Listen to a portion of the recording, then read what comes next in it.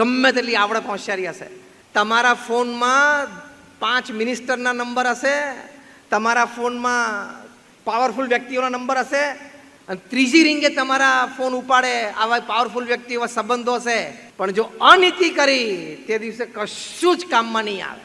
જે દિવસે સંસ્કારમાં પ્રશ્ન આવશે તે દિવસે બધા દરવાજા બંધ થઈ જશે. એટલે આપણા સંતાનોને પરિવારમાં જે આપણી વાત છે ફેમિલી વેલ્યુઝમાં નાનપણથી શીખવાડજો, બેટા અનીતિનું ન લેવાય. બેટા રામાયણમાં તુલસીદાસે લખ્યું છે, પરધન પથ્થર માનીએ પર સ્ત્રી માત સમાન. આ સંસ્કાર તુલસીદાસજીએ લખ્યું કે ઇતને સે હરી ન મિલે તો તુલસીદાસ જમાન.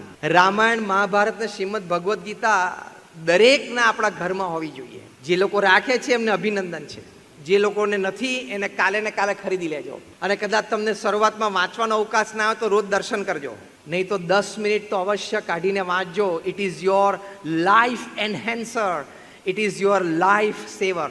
જીવનને ઉર્ધ્વ ગતિ આપે છે અને જીવન નષ્ટપ્રાય થઈ જાય એવા કારણો જીવનમાં ઊભા થતા એ બચાવે છે.